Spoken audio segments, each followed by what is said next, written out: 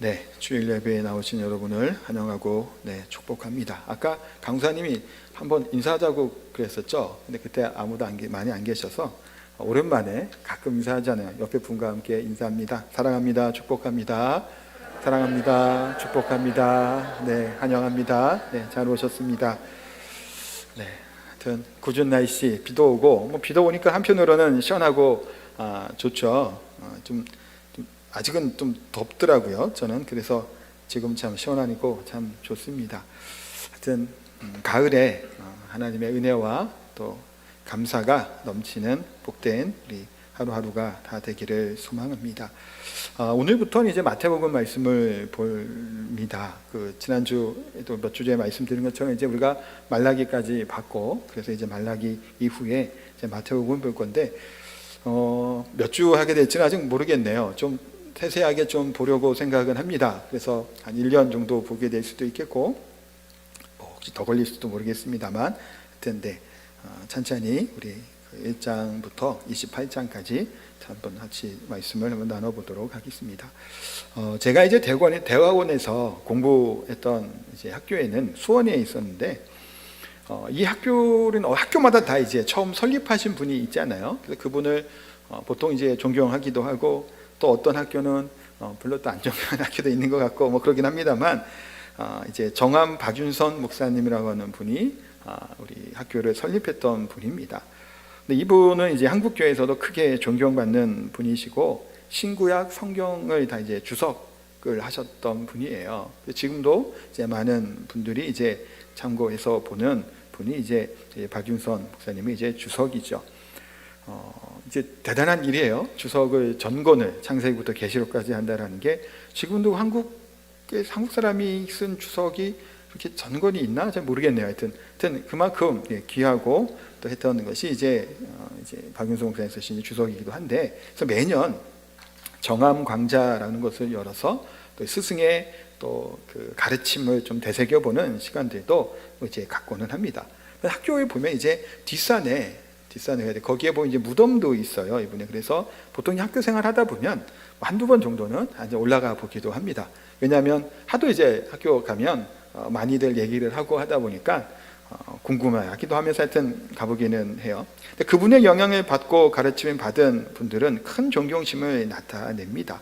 가장 큰 영향을 받았다라고 또 말하는 이제 지금 현재 이제 원로 이제 교수님들이랑 목사님들도 좀 많이 있는 것을 보아요.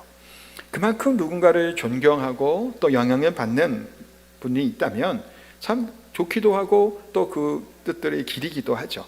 근데 이 세상에서 그 어떤 사람들보다도 우리의 인생을, 많은 사람들의 인생을 바꾸어 놓으시고 변화시켜 주신 분은 예수님이시죠. 그래서 예수님은 단순히 인간도 아니셨고 일반적인 그러니까 위인도 아니었고 선지자와 같은 분으로 오신 것도 아니고 하나님의 아들 그리스도이시며 나를 대속해서 십자가에 죽으신 그 예수님을 알고 싶어하는 분들도 참 많을 것 같습니다. 우리가 지금 복음서를 제가 이제 같이 설교하는 이유 중에 하나도 참 구약도 여호수아도 여기저기 이제 쭉 한 1장부터 쭉 보긴 했는데 정작 이제 그 복음서에 나타나는 예수님에 대한 부분이 이제 가끔은 했지만 이게 쭉 본 적은 없었던 것 같아서, 그래서 이제 마태복음을 통해서 예수님에 대해서 우리가 좀 알아가고 그 복음의 말씀을 좀 살펴보려고 합니다. 신약 성경에는 그래서 4개 복음서가 있어요. 복음서라고 하는 게 이제 마태, 마가, 누가, 요한복음이라고 하는 4개 성경인데 예수님의 이제 그 말씀들이나 가르치신 그 행적들이 기록되어 있죠. 그 중에서 가장 처음에 성경에 나오는 것은 이제 마태복음입니다. 마태복음을 왕의 복음이라고도 부르기도 하는데 그 이유 중에 하나가 우리가 읽은 이 족보에도 나오죠. 아브라함과 다윗의 자손 예수 그리스도의 계보라라고 하는 유다의 왕의 그 족보 가운데 오신 이제 메시아를 뜻하기 때문에 또 왕의 복음이다라고도 얘기를 합니다. 또 예수님이 이 땅에 오셔서 하나님 나라를 증거하고 선포하시고 그 나라의 왕으로서 죽음 당하시고 그와 같은 것들이 이제 마태복음에 기록되어 있죠. 또 마태라고 하는 사람은 예수님의 제자예요. 12명의 제자 중에 한 명이고 그는 세리였죠. 세리는 뭐 세무관 직원 부분이 그런 좀 다르죠. 당시의 그 문화적인 것들. 그래서 그 본인이 세리였던 직업을 가졌던 마태가 예수님의 만남으로 인생이 180도 완전히 변화된 사람이 바로 마태라고 하는 사람입니다. 그러니 마태복음은 누가 기록했냐? 마태가 기록을 했죠. 그래서 마태가 기록한 복음이다. 그래서 이제 마태복음입니다. 마태복음 1장부터 나오는 내용이 뭐가부터 먼저 나오나요? 족보가 나와요. 근데 족보가 이거 뭐 누군지도 모르고 우리가 보면 하잖아요. 그러다 보니까 좀 지루한 감도 있어요. 그래서 성경을 읽다 보면 창세기부터 구약을 한번 처음부터 읽는다 그러고 이제 읽는 분들 중에서는 어디서 제일 힘들어 보통 하냐면 창세기는 재밌게 읽어요. 막 이야기들이 많이 나오니까. 출애굽기도 괜찮잖아요. 근데 출애굽기 뒷부분부터 시작해서 레위기로 이어가면 뭔 소린지도 모르겠고 무슨 말인지도 모르겠다는 생각이 들기도 합니다. 그래서 중간에 포기한다고도 얘기를 하죠. 신약 성경도 참 읽으려고 탁 폈는데 누가 누구를 낳고 누가 누구를 낳고 이런 얘기가 나오다 보니 성경을 읽는 것이 좀 힘들다라고 하는 분들도 분명히 있습니다. 그런데 이 족보라고 하는 것은 그냥 이렇게 기록된 것이 아니다라는 것을 우리가 좀 발견하게 되는 거예요. 왜 그러냐면 족보는 왜 족보를 쓰고 있을까요? 예수님이 어디로부터 무엇으로부터 기록되어 있는지를 설명해 주기 위함이 바로 있기 때문에 이제 족보를 이제 기록하고 있는 건데 우리가 그 앞에 본 말씀이 뭐였죠? 말라기였잖아요. 말라기에서 4장의 마지막 그 방에서 무슨 얘기를 하고 이제 말라기가 끝난 건가요? 의로운 빛, 공의로운 해 되신 분이 오실 것이다 라는 것을 이야기를 해요. 그 의로운 분이 오실 것을 얘기하고 있는, 그게 그분이 어디서부터 오게 되는지를 설명하고 있는 것이 족보라고 얘기할 수 있습니다. 어때 같으면 좀 이따 그 얘기 조금 더 나누기로 하고, 마태복음은 좀 특징적인 것 중에 하나는 마태가 하는 일이 세리였잖아요. 세리. 그러다 보니까 숫자를 이제 좀 잘 강조하는 경우들도 많고, 또 이제 그 뭐 이렇게 세리 기록하고 그런 것들을 잘하는 사람이다 보니까 성경의 구조를 좀 치밀하게 가는 것들 또한 있음을 보게 됩니다. 그래서 공의로운 해 대신, 의로운 해 대신 예수님이 오셨다라는 것을 이제 마태복음으로 이제 이어진다고 볼 수 있어요. 그러면 마태복음이 제일 먼저 기록되었을까요? 이렇게 설교 시간에 이런 얘기를 하면 조금 이게 좀 강의 같은 느낌도 드는데, 성경의 기록 연대가 다 다릅니다. 쓴 사람이 있잖아요. 근데 이제 마태복음은 제일 먼저 기록됐다고 보지는 보통 않아요. 마가복음을 보통 가장 먼저 기록된 복음으로 보는 경우들이 많이 있고요. 마태복음은 첫 번째는 아니에요. 근데 왜 첫 번째 나왔을까요? 처음부터 순서대로 하면 좋지 않아요. 근데 그렇지 않죠. 마태복음은 제일 먼저 성경에 나와 있습니다. 그게 아까 조금 전에 잠깐 얘기했던 말라기 4장에 나와 있는, 그러니까 구약의 말라기가 이제 마쳤잖아요. 결론을. 결론이 뭔가요? 오신다라는 거예요. 예수님이 오실 것이다 라고 얘기했던 그 예수님, 그 예수님의 오심을 얘기할 때 그것이 오셨다라는 것을 얘기하는 것이 마태복음이고, 또한 말라기 구약의 모든 것들을 성취하는 분이 예수님이에요. 마태복음을 읽는 독자들이라고 표현을 해요. 표현이 보통 학교에서 이렇게 배운 표현인데, 이게 독자라는 얘기가 성경을 읽을 사람이 있어야 되겠죠. 1차적으로 읽을 사람이 있는 거예요. 그러니까 우리는 지금 우리가 읽지만 먼저 이 복음서를 기록하면서 읽히기 위해서, 알려주기 위해서 이걸 기록했을 거 아니에요, 성경을? 그럼 누구에게 이걸 알려주려고 기록했을까? 유대인들이에요. 마태복음은 대상이 유대인들이란 말이에요. 그러니까 유대인의 복음이라고도 얘기를 하기도 하고, 또 왕의 복음 얘기한 것도 유대인의 근간 이 족보인 아브라함, 다윗이라고 하는 두 사람을 통해서 예수 그리스도가 오시게 되고, 구약에서 일어나게 되는 마지막에 선지서 같은 경우는 계속해서 예수님을 예표하고 있고 막 얘기하잖아요. 오실 것이다, 오실 것이다. 말라기도 그거였잖아요. 지금 너희들이 이러이러한데 공의로운 빛이 해가 되신 분이 오실 것이다 얘기했던 이 분이, 이 언약의 하나님, 이 언약의 그리스도께서, 메시아께서 이제 오실 것이다. 뭐를 위해서? 말씀을, 언약을 성취하기 위해, 율법을 이루기 위해 이 땅에 오셨다라는 것을 얘기하기 때문에 유대인들의 대상이 하는 이 마태복음이 구약의 그 연속성이 있죠. 그러다 보니 이렇게 처음에 기록되어 있다는 것도 우리가 살펴볼 수 있습니다. 그래서 우리가 먼저 볼 것은 마태복음, 그러니까 말라기가 있었던 그 시대와 지금 마태복음이 있었던 그 시기의 간격은 굉장히 길어요. 침묵기라고 얘기하는 신구약 중간기가 있습니다.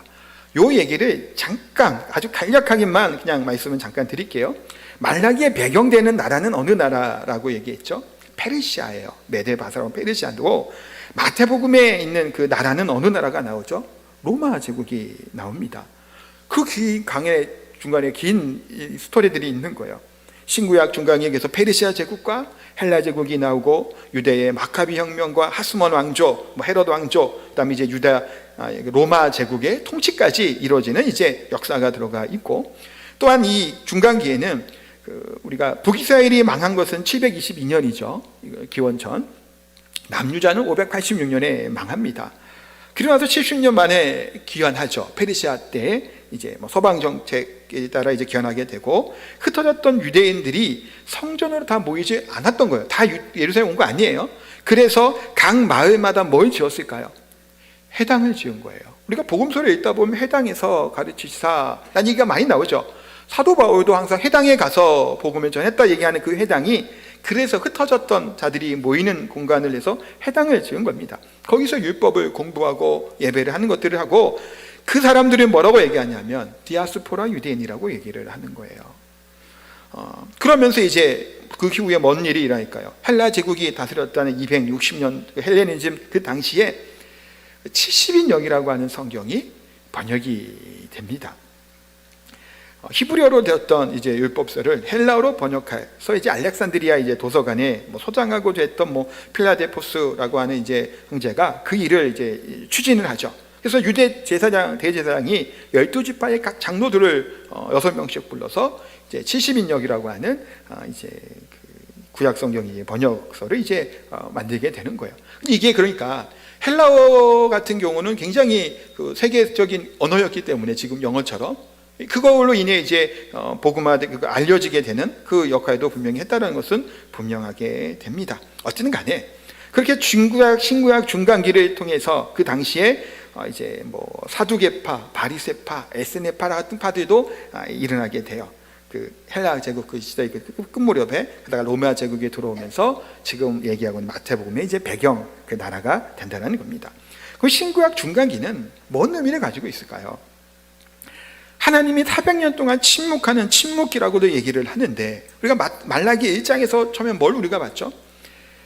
주께서 우리를 언제 사랑했냐고 따졌던 그 이스라엘 백성, 유다 백성들의 얘기 기억나시죠? 하나님이 언제 우리 사랑했냐고. 하나님이 이러이러 설명을 하시는데, 사실 중간기 얘기는 뭐냐면 400년 동안 하나님이 말라기에서 나타나는 유다 백성들의 그 외침, 언제 우리를 사랑했냐라고 하는 이 외침에 하나님은 이렇게 너희를 사랑한다라고 얘기해 주시는 것이 바로 이 중간기 우리가 보는 침묵기라고 하는 그 기간이에요. 그때 그런 수많은 일들을 통해서 나라가 바뀌어지고 성경이 번역되고 길을 닦아지게 되고 복음이 예수님 오시는 그 가정들을 만들어 가신 거죠. 그래서 이렇게 어떻게 예수님을 이 땅에 보내심으로 우리를 사랑하시고 모든 민족에게 복음이 전파되는 준비 기간을 가지셨다라는 겁니다. 두 번째, 우리가 마태복음의 특징을 한번 좀 보려고 하는데, 마태복음의 특징은 굉장히 좀 정교한 걸로 이제 되어 있다고 볼 수 있는데, 마태복음에는 예수님의 5개의 설교라고 해야 될까요? 그 큰 가르침이 중심이 돼요. 거기에 이제 그 예수님의 행적, 또 이게 가르침, 그러니까 설교 이후에 또 이 사역했던 사역의 사람들이 같이 나와요. 그래서 5개의 그 큰 설교를 했던 이유가 뭘까? 그래서 어떤 학자들은 모세 5계명이 5권이잖아요. 그것을 기준으로 해서 5개의 큰 설교로 이제 묶었다라고도 이야기를 합니다. 일리 있는 얘기예요. 왜냐하면 마태복음에 읽는 첫 번째 1차 독자라고 하는 이들은 유대인들의 대상으로 쓰여졌던 복음서이기 때문이에요. 5개의 큰 설교. 그래서 마태복음을 읽다 보면 예수께서 말씀을 마치시고 라고 하는 말들이 중간중간 나와요. 그게 이제 큰 설교, 큰 것을 마치신 거예요. 그 다음에 또 이제 치료하시기도 하고 그 사역들이 이어지고, 또 설교하러 산상수훈도 마찬가지 가서 막 한참을 하나님이 가르침을 해주시고 말씀을 마치시고 라는 것이, 이렇게 해서 5개의 큰 그게 구조가 된다는 겁니다. 왜 이렇게 이 구조로 성경이 그렇게 쓸까요? 그러니까 성경은 단순히 역사적인 사실을 쭉 나열하는 데 있지 않아요. 목적이 있단 말이에요. 이 성경에 기록되어 있는 그 표현이나 그 구조 자체도 마찬가지예요. 그러니까 예수님이 오신 것은 우리가 하나님의 예수님의 가르침대로 알기만 하는 것이 아니죠. 믿는 사람 이런 삶을 살아가야 된다는 것을 알려주고자 하는 이 구조가 그대로 마태복음에 들어있다는 거예요. 말씀을 들었죠. 그 말씀을 들은 말씀을 어떻게 해야 돼요? 살아야 되잖아요. 듣기만 하고 행하지 아니하는 것이 의미가, 물론 그것도 잘 듣는 것도 중요합니다만 별로 이렇게 의미가 퇴색되기 마련입니다. 그것을 이제 마태복음의 구조에서도 그것을 보여줄 수 있다는 거고, 또 마태복음의 큰 주제 중에 하나가 있는데 그게 뭐냐면 예수님이 세례를 받으실 때예요.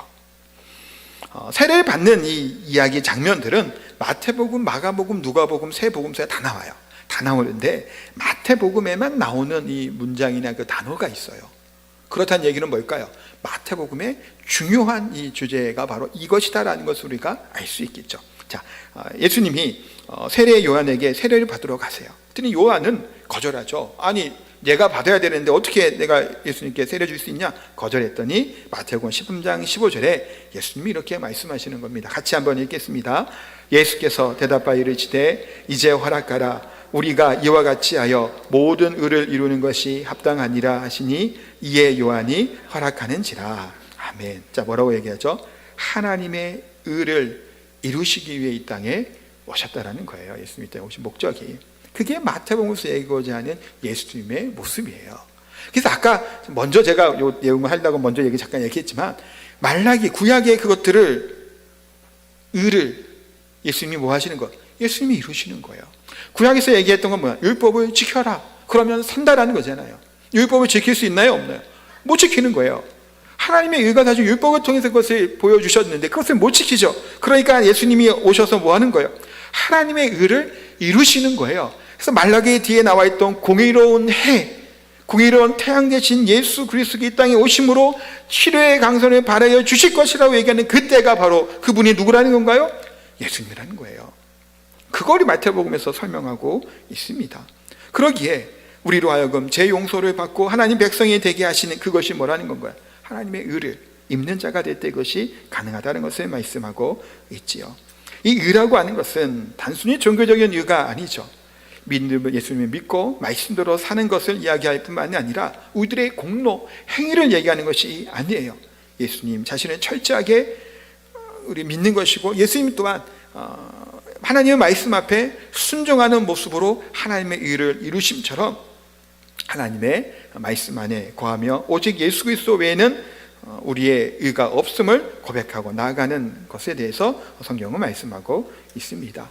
그래서 예수님이 하나님의 의를 이루셨기에 우리가 믿음으로 살아가면 우리에게 하나님 나라의 능력과 복이 주어지게 될 것을 말씀하고 있고, 예수님이 이 세상에 하나님 나라를 가지고 오셨죠. 그러기에 우리가 이 세상에서 하나님 나라의 복을 누리며 살아간다는 겁니다. 제가 말라기 하면 잠깐 얘기했지만 하나님 나라라고 하는 이 개념이 단순히 죽어서 천국에 간다라고 하는 걸로 우리가 제한하고 이렇게 좁혀서는 안 되는 거예요. 회개하라 천국이 가까웠다고 하는 이 나라는 예수님 이 땅에 오심으로 말미암아 이루어진 나라이고 그것이 영원한 하나님 나라로 성취되고 어떻게 완성되어지는 거라고 볼 수 있다는 거예요. 그렇기 때문에 우리 또한 이 땅에 살아가면서 하나님 나라의 복과 은혜를 누리며 살아가게 된다는 겁니다. 그것이 이제 여기서 얘기하고 있는 이제 그 마태복음에 나타나는 이 말씀이죠. 그다음에 세 번째 볼 것은 뭐냐면 이제 족보로 잠깐 살펴보려고 해요. 아브라함과 다윗의 자손이라고 이제 족보는 이야기하고 있습니다. 그러니까 믿음의 조상 아브라함에게 약속하신 이 언약, 이것이 지금 성취되어지는 얘기예요. 그러니까 예수님이 이 땅에 오신 것이 즉흥적으로 우연히 되어진 것이 아니죠. 물론 이 더 뒤로 가면 창세기로 몰랑 갑니다. 물론 아브라함도 창세기죠. 창세기 3장에 여자의 후손 얘기로 가긴 합니다만 이제 히브리 민족 이제 유다 백성을 이제 기준으로 보면 오늘 마태복음에 본 것처럼 아브라함의 언약으로 시작을 하죠. 하나님께서 아브라함을 부르셨어요. 그 왕이 아브라함을 통해서 하늘의 별과 바다의 모래처럼 많은 민족을 이루시겠다고 내가 너에게 복이 되게 하겠다라고 말씀하시죠. 그러기에 아브라함과 다윗의 자손 예수 그리스도의 계보라고 하는 이 족보를 이야기하고 있습니다. 아브라함은 원래 어디 출신이죠? 갈대아 우르에 살던 사람이에요. 그 가족이나 민족들은 다 하나님을 믿지 않았던 사람이에요. 근데 어느 날 하나님이 아브라함을 부르셨죠. 이 부름에 아브라함은 순종하고 믿음으로 살아가게 됩니다. 철저하게 하나님 믿는 믿음으로 아브라함의 삶은 바뀌게 되는 것을 보게 됩니다. 어떤 면에서는 아브라함의 믿음을 보면 뭘 보고 믿었을까 생각이 들죠. 아들 하나 없는데 하늘의 별을 봐라, 저렇게 많게 하겠다, 바다의 모래를 봐라, 저렇게 하겠다 얘기하는 것이 현실감이 없었을 겁니다, 아브라함에게는. 그런데 이것을 아브라함은 무엇을 믿었나요? 지금 아니 그것을 이루실 하나님의 약속을 믿었죠. 그래서 하나님은 너는 복이 될지라라고 약속하시면서 이 약속이 어떻게 이어지게 되는 걸까요? 다윗으로 이어지는 거예요. 그래서 다윗 왕이 되면서 그것이 이루어지고 성취될 것으로 이제 기대하고 봤던 것은 분명히 있었던 겁니다. 다윗은 어떤 사람인가요? 평범한 목동 출신이었죠. 근데 하나님을 기쁘시게 하는 자, 하나님 마음에 합당한 자, 합한 자로 칭함을 받으면서 하나님 이스라엘 왕으로서 하나님이 기쁘시는 그 왕국을 세워나가게 됩니다. 그런데 그렇게 은혜 가운데 다윗이 왕이 되었지만 다윗이 어떤가요? 온전한 하나님 나라의 성취자로 서지르지 못함을 보게 돼요. 다윗이 성전에 지려고 하죠. 성전을 못 짓게 합니다. 왜 못 짓게 하죠? 피를 많이 흘렸기 때문이라고 얘기를 하세요. 다윗 때 그 주변에다 정복하고 큰 영향력과 힘을 가지는 나라가 다윗이 됩니다만 다윗 또한 어떤 일이 있게 되죠? 우리아의 아내를 취하여 우리아를 죽이고 불륜으로 이들을 행했던 악을 정하기도 합니다. 그러니까 이와 같은 것들은 온전한 하나님의 나라의 모습이 아닌 것이죠. 또한 솔로몬 때는 어떻게 되나요? 성전을 완공하고 전성기를 맞이하는 것 같은데 그 후에 뭔 일이 일어나요? 나라가 분열되고 쇠퇴하고 결국에는 아까 얘기했던 바벨론에 망하는 겁니다. 이스라엘 백성들은 다윗의 영광과 다윗의 나라를 사모하죠. 그 하나님의 약속하신 그 메시아를 소망하는 거예요. 그래서 끊임없이 다윗의 후손, 다윗의 자손으로부터 새로운 나라가 임하게 될 것을 소망하는 것이 이스라엘 백성들의, 유대인들의 바람이고 소망이었던 것을 보게 돼요. 그래서 족보의 아브라함과 다윗의 자손이라고 하는 구약에 하나님 말씀하신 말씀의 예언이 성취되는 그 족보를 통해 예수님이 오셨다라는 것을 알려주기 위해서 이런 족보를 일부러 기록하고 있다는 겁니다. 이 족보의 특징이 또 있죠. 네 번째 볼 것은 이방 여인들이 나옵니다. 마태복음이 처음에 족보를 쭉 시작을 하는데 그렇게 처음 시작이 결코 자랑스러운 족보는 아니에요. 뭐 이런 얘기들 하잖아요. 뭐 김씨, 이씨, 뭐 무슨 씨 해갖고 제가 김씨잖아요. 그 같은 사람들은 많은 흔한 성씨는 이제 그 천민이었을 가능성이 크다라는 얘기도 해요. 중간에 족보를 막 해서 어떤 사람들은 족보를 되게 내가 몇 대손이다 하면서 막 자랑을 합니다. 자부심을 갖죠. 막 그렇게 해요. 그런데 지금 이스라엘의 이 족보는 이 이스라엘 복음이 그렇게 자랑스럽지 않아요. 3절부터 6절까지 읽었던 내용이죠. 유다는 누구에게서? 다말에게서 베레스와 세라를 낳고 라고 얘기합니다. 유다 다말이라고 한 여인이 누군가요? 유다의 며느리예요. 근데 이 시아버지하고 며느리를 통해서 쌍둥이 아들을 낳게 되는 겁니다. 그 내용을 잠깐 보면 유다가 가나안 땅에 살아갔죠. 이 야곱의 아들이고요. 유다는 같이 이제 가나안 땅에 살았던 거예요. 그 중에 유다가 좀 떨어져 지내게 되죠. 그러면서 가나안 여인과 결혼도 하고 아들 셋을 낳습니다. 에일, 오난이라고 하는 큰 아들, 작은 아들을 이제 낳아요. 근데 가나안 여인 그 다말과 첫째 아들 엘을 결혼을 시켜요. 근데 어떤 일이 일어났냐면 이 엘이 죽어요. 성경은 하나님 앞에서 죄를 지었다라고 얘기를 해요. 어떤 죄인지 구체적으로 나와 있지는 않아요. 다만 당시의 가나안 땅의 그런 성문화, 성윤리 문란한 그것들이 문제가 되었을 것이다 라고 추측을 해볼 수 있습니다. 두 번째 아들 관련된 걸로 추측이 가능한 거예요. 이때 유다는 며느리에게 둘째 아들 오난과 결혼해서 믿음의 그런 아들을 낳을 것을 얘기하고 하여튼 결혼을 시킵니다. 그런데 이 오난이라고 하는 둘째 아들이 자기가 이제 원래 당시에는 이제 계대 결혼법이 있어서 그 형이 그 아들을 낳아서 그 대를 잇지 못하면 동생이 대신 이렇게 해주는 법들이 있었어요. 우리나라도 옛날에 삼국시대에 있었다고 하죠. 그것처럼 그런 게 있었어요. 그런데 아들을 낳아줘 봐야 이거는 뭐 내 그 개가 아니라 그 아버지가 형의 그걸로 하니까 그러니까 이게 못마땅했던 겁니다. 그래서 형의 자손이 생기지 않도록 땅에 이제 설정을 하게 돼요. 그러니까 아들을 갖지 못하게 바깥에다 한다는 얘기야. 그러니까 오난을 하나님이 죽이신 거예요. 악을 행했으므로 죽입니다. 그러니까 첫째 엘도 그와 같은 당시의 가나안 문화의 그런 성적인 것에 아마 문제가 됐을 것으로 이제 보는 거예요. 그러니까 유다 입장에서는 어떨까요? 셋째 아들을 주는 게 겁나잖아요. 큰 아들, 작은 아들 다 죽었으니까. 그래서 며느리 다말에게 얘기합니다. 셋째가 크면 결혼시켜줄 테니까 넌 친정으로 가라. 그래서 친정으로 보내요. 근데 아무리 기다려도 유다의 반은 말이 없어요. 연락도 안 오는 겁니다. 그래서 이 다말이 어떻게 할까요? 창녀의 옷을 입고 속인 거예요. 유다를. 그러니까 상녀인 것처럼, 며느리지 아닌 것처럼 해갖고 속이고 이제 시아버지와 이제 관계를 해서 임신을 하게 되는 겁니다. 그러니까 유다는 며느리가 뭐 행음하였다라는 얘기를 듣고 뭐 놓아야 될 말 하죠. 그건 죽여야 된다고 하는데 당시에 그 증표처럼 받아온 게 있어요. 지팡이하고 끈하고 도장을 받아가지고 도망간 거예요. 숨은 거예요. 이거를 보여줍니다. 근데 유다가 보니까 누구 애인 거예요? 내 애인 거잖아요.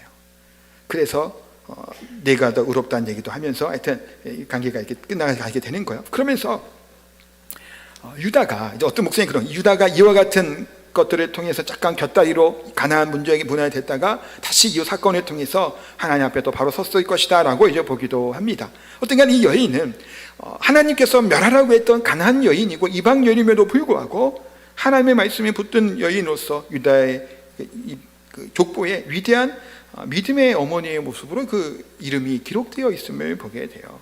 여기서 끝나는 게 아니죠. 5절에는 누가 나오죠? 라합이 나옵니다. 뭐 라합은 그래 우리가 제가 여호수아 쪽 이렇게 말씀 전할 때 들어서 아시겠죠. 기생 라합이에요. 단순히 그냥 수장 사는 것이 아니라 창녀였을 가능성이 높다고 얘기하는 것이 라합입니다. 이 라합은 살몬이라고 하는 뭐 정탐꾼 중에 한 명이었을 것이다라고 추측하는 이 사람과 결혼해서 아들을 낳죠. 라합이 낳은 아들이 보아스고 보아스는 룻과 결혼해서 오벳을 낳게 됩니다. 룻은 또 누군가요? 모압 여인이죠. 모압 여인은 해중에 모압 사람들 들어오지도 못하게 할 만큼 철저하게 하나님이 배격했던 민족의 여인이 바로 룻이에요. 그런데 이 다윗의 족보, 위대한 하나님의 이 왕의 족보에 나오는 세 명의 여인이 다 뭐예요? 이방인이에요. 그리고 그 행적들과 그 모습들이 결코 그렇게 좋아 보이지 아니하는 모습들이 나와 있는 사람들이었죠. 뿐만 아니라 다윗도 솔로몬을 낳을 때 솔로몬의 엄마가 누군가요? 어머니가 밧세바예요. 뒤에 나와 있는 우리아의 아내였죠 원래. 근데 우리아를 죽이고 불륜을 통해서 낳았던 큰 아들은 죽었죠. 그 다음에 둘째가 솔로몬이에요. 그러니까 그 관계 또한 온동치 못했죠. 우리아는 해족속이었어요. 그래서 밧세바도 이방인 가능성이 많습니다. 그러니 유대인들 입장에서는 혈통의 선민의식을 가지고 있었던 이들에게 지금 뭐가 들어가 있는 거예요? 여인들이 지금 이방 여인들이 막 들어가 있는 거예요. 그것도 되게 온전히 뭐 특별한 좋은 뭐가 있기보다는 그들의 신분과 상황이 비천하거나 문제가 있는 여인들이 그 다윗의 그 가계 가운데 그 족보 가운데 이것이 들어가 있는 것을 보게 되는 겁니다. 이방 여인이지만 하나님의 말씀을 듣고 하나님의 백성이 되고자 한 자들에게 모두 다 하나님은 어떻게 하는가? 하나님이 복을 주시고 그들을 귀하게 여기셨던 것을 보죠. 그래서 중요한 것은 피를 가지고 있는 이의 피의 혈통이 아니라 그 안에 있는 믿음의 혈통이라는 사실을 우리가 이 족보를 통해서 보게 되는 겁니다. 우리는 하나님 안에 어떠한 자들인가요? 접붙임을 받은 자들이죠. 원군 가지는 이제 이스라엘이지만 우리는 어떤 건가요? 접붙임 받은 존재가 우리도 된 겁니다. 아브라함의 자손이라고 하는 것이 단순히 혈통적인 것이 아니에요. 우리 또한 아브라함의 자손인 겁니다. 뭐로 인해서? 믿음으로 우리는 아브라함의 자손이라고 얘기할 수 있습니다. 이 아브라함의 자손들은 구약으로부터 시작한 이들은 변함없이 구약의 어떤 메시아를 약속의 말씀을 기대하고 소망했던 자들이죠. 그들은 결코 그 가운데서 소멸되지 아니하는 그것을 소망 가운데 하나님이 이루어질 그 일들을 경험했던 자들이라는 겁니다. 그렇다면 오늘 우리 교회는 바로 아브라함의 언약을 계승한 공동체라는 겁니다. 금방 말씀드렸지만 혈통적으로는 아니죠. 여기에 아브라함 혈통 몇 명이나 될까요? 혹 모르겠습니다만 그것은 관계가 없을 겁니다. 그러나 우리 또한 우리 안에 있는 성령의 신적인 영광이 있고 살아계신 하나님의 능력이 우리 가운데 있다는 겁니다. 우리는 이 시간 우리 안에 있는 하나님의 능력과 영광을 바라볼 수 있어야 됩니다. 그리스도 안에, 육체 안에 있는 하나님의 능력과 복을 우리가 누릴 수 있음을 말씀합니다. 이 세상에 어떠한 변화와 어려움이 있어도 우리는 어떤 자들이에요? 하나님의 영광 가운데 서 있는 자들이죠. 우리의 어떠한 것들, 조건들이 중요한 것이 아니에요. 왜 하나님께서 이 세 명, 이 여인들의 모습이 등장하게 하셨냐라는 거예요. 이 여인들이 무슨 자격이 있기 때문이 아니죠. 대단한 혈통과 명문가도 있기 때문이 아니에요. 예수님이 이 땅에 오시는 그 가정들도 그렇게 순탄하지 않는 것을 우리가 보잖아요. 뭘 얘기하는 걸까요? 우리들의 자격, 조건을 얘기하고 있지 않습니다. 우리들의 혈통과 가문을 이야기하지 않아요. 우리가 갖고 있는 부와 명예를 이야기하고 있지도 않다는 겁니다. 오직 무엇인가요? 예수 그리스도의 의로운 옷을 입는 자에게는 모두 다 하나님께 나아가는 자에게는 복을 주시고 하나님의 자녀로 삼아 주시겠다고 하는 말씀이죠. 이와 같은 여인도 위대한 하나님의 사람의 족보의 이름을 올리며 영광 받으심처럼 오늘 저와 여러분도 마찬가지로 하나님의 영광과 의로움의 옷을 입고 나아가는 믿음의 사람인 줄 믿습니다. 그러기에 사랑하는 성도 여러분, 우리가 하나님의 백성으로 살아감에 있어서 여러 가지 일들이 생길 수 있죠. 믿음으로 산다고 하는 것, 기도의 제목들이 늘어나게 돼요. 믿음으로 살다 보니까, 믿음으로 살다 보면 여러 가지 어려움을 당하기도 하죠. 그러나 이방 여인들마다 하나님의 위대한 어머니, 믿음의 어머니가 되심처럼 오직 우리들에게도 그와 같은 은혜가, 하나님의 영광들이 우리 가운데 드러나게 되기를 소망합니다. 아브라함의 믿음의 우리 또한 자손이고 하나님의 왕국의 시민된 자가 바로 우리들이진 줄 믿습니다. 예수님은 우리의 인생을 바꾸시는 분이시죠. 보잘 것 없는 우리의 인생을 보석과도 같은 가치 있는 인생으로 바꾸어 주신 분이신 줄 압니다. 가장 소중한 이 빛 대신, 영광 대신 예수 그리스도를 온전히 믿음으로 그 의의 옷을 입고 그 무엇보다도 우리 주 예수님만을 사랑하며 섬기며 나아갈 수 있는 복된 죄의 삶이 되시기를 예수님의 이름으로 축복하고 기도합니다. 우리 찬양하겠습니다.